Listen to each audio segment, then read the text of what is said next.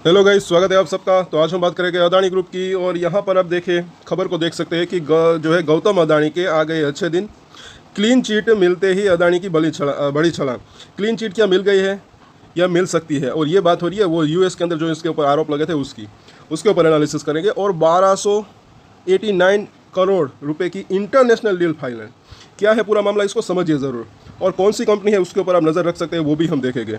तो यहाँ पर आप देखें, सबसे पहले तो वो जो यूएस के अंदर इनको जो आरोप लगे थे इनके ऊपर, अब उनके अंदर जो है ऑलमोस्ट उनको एक जो है काफ़ी बड़ी राहत तो मिली। साथ साथ वो क्लीन चिट मतलब कि फाइनल डिसीजन भी उसका जल्द ही होने की संभावना रह सकती है। अब उससे होता क्या है, पूरे ग्रुप के ऊपर कैसा इफेक्ट पड़ता है, वो भी जो है हम देखेंगे। पहले तो अगर देखें तो यहाँ पर गौतम अदानी इन दिनों चर्चा में है, और अदानी की कंपनी है अदानी पोर्ट की यहाँ पर बात हो रही है।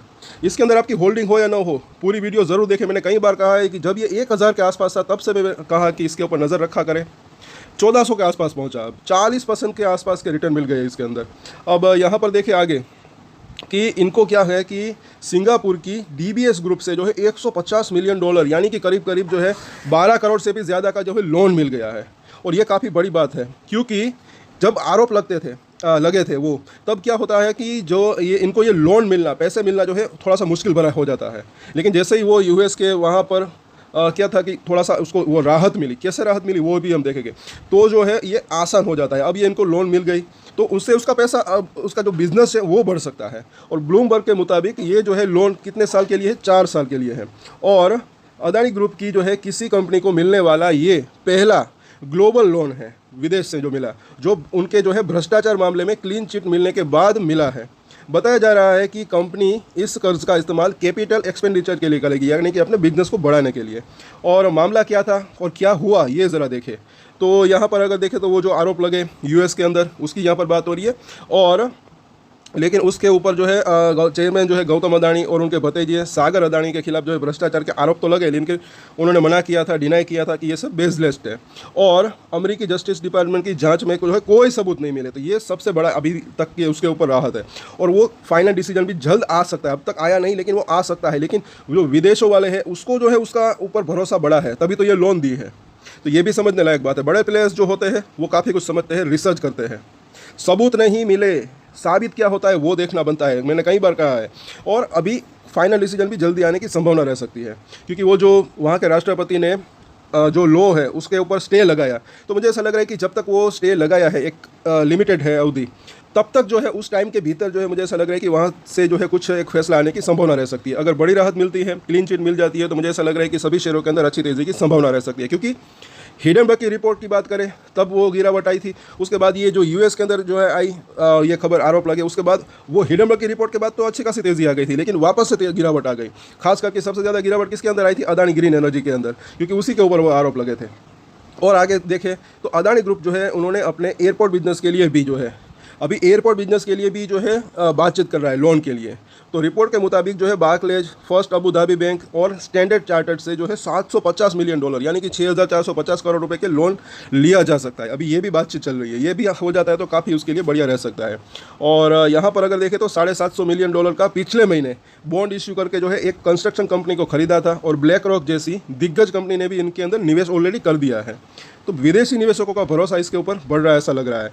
और ये कंपनी की कमाई यानी कि कैसा रहा था इसका Q4 और पूरे साल का बिजनेस की अगर बात करें, तो इसकी अगर बात करें तो कुल कमाई जो है इतनी रही। अदानी पोर्ट की अगर बात करें, जो कि पिछले साल जो है इतनी थी, तो 21% से भी ज़्यादा बढ़ी। तो ग्रोथ अच्छी खासी है, आगे भी मुझे ऐसा लग रहा है कि रह सकती है।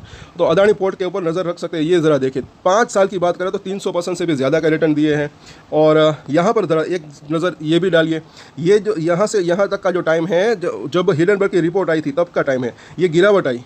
उसके बाद केस चल रहा था, मामला चल रहा था, फिर भी यहाँ पर क्या हुआ कि अच्छी कंपनियाँ होती है उसके अंदर तेज़ी की संभावना रह सकती है। मैंने कहा ये देखिए यहाँ पर इसने ब्रेकआउट दिया, नया ये हाई बनाया, उसके बाद वापस ये गिरावट आई जब यूएस के अंदर वो आरोप लगे।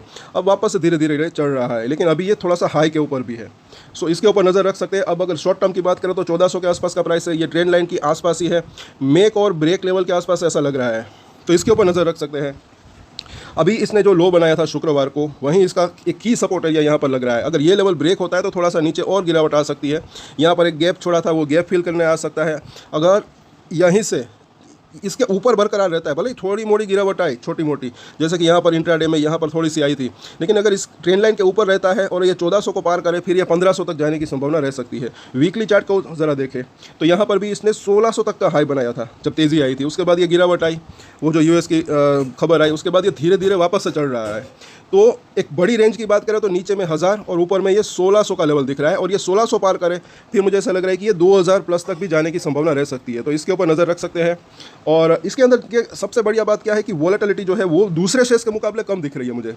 यहाँ पर आप देखें तो ये थोड़ी सी गिरावट लगातार आ रही थी, लेकिन ज़्यादा इस तरीके से उठापटक नहीं होती। एक लंबे समय की बात करें तो मुझे ऐसा लग रहा है कि अच्छा निवेश बन सकता है, और साथ साथ अगर आप निवेश करना है तो कर सकते हैं, लेकिन एक ही शेयर्स के अंदर पूरा पैसा न फंसा दे, साथ साथ थोड़ा थोड़ा करके खरीदना और थोड़ा थोड़ा करके बेचना, वो भी एक अच्छी स्ट्रेटजी रह सकती है। क्योंकि अगर शेयर नीचे आए तो भी एक एवरेज करने का मौका मिल सकता है, अगर कोई खरीदता है तब की बात है, वो भी अगर किसी को एवरेज करनी है तब की बात है, तो इसके ऊपर नज़र रख सकते हैं। और अब अगर शॉर्ट टर्म की बात करें, इस हफ्ते की जो सपोर्ट और रजिस्ट्रेशन मुझे दिख रहा है, एक तो जो है 1380 से लेकर 1375 का लेवल जो कि इसने लो बनाया था, वो अगर ब्रेक होता है नीचे में तो जो है 1355, और उसके बाद जो है 1325 के आसपास का जोन, तो ये 3 इसके सपोर्ट दिख रहे हैं। रजिस्ट्रेशन की बात करें तो पहला रजिस्ट्रेशन अभी भी 1400 से लेकर 1420 का जोन, ये लेवल पार होता है तो फिर जो है फिर 1460 से लेकर फिर जो है 1500 तक जाने की संभावना रह सकती है। तो इन सभी सपोर्ट और रजिस्ट्रेशन के ऊपर नज़र रख सकते हैं। और आगे भी कुछ अपडेट्स आएगी वहाँ से, यूएस मार्केट से भी, मतलब कि वहाँ से इसके ऊपर, तो उसके ऊपर हम चर्चा करेंगे। साथ साथ कई अदानी ग्रुप के शेयरों के ऊपर हम डेली टेक्निकल चार्ट और F&O के अंदर एनालिसिस करते हैं। तो सब्सक्राइब जरूर करें हमारे चैनल को, विजिट जरूर करें हमारे चैनल को। और अगर आज कुछ पॉसिबल ब्रेकआउट स्टॉक्स हो गए जिसके अंदर तेज़ी की संभावना रह सकती है आगे आने वाले हफ्ते में, तो वो भी हम शेयर करेंगे। तो सब्सक्राइब और शेयर जरूर करा करें। और एक स्टैंडर्ड डिस्क्लेमर जो कि मैं हमेशा देता हूँ, आप कोई भी ट्रेड ले उससे पहले अपनी रिसर्च करें, अपने फाइनेंशियल एडवाइजर की सलाह ले, उसके बाद ही कोई डिसीजन ले, और डिसीजन ले तो उसकी जिम्मेदारी मैच्योरिटी के साथ खुद ही ले। ये वीडियो मैंने एजुकेशन पर्पस के लिए बनाया, मेरी तरफ से कोई भी बाय या सेल की रिकमेंडेशन नहीं है। Thank you.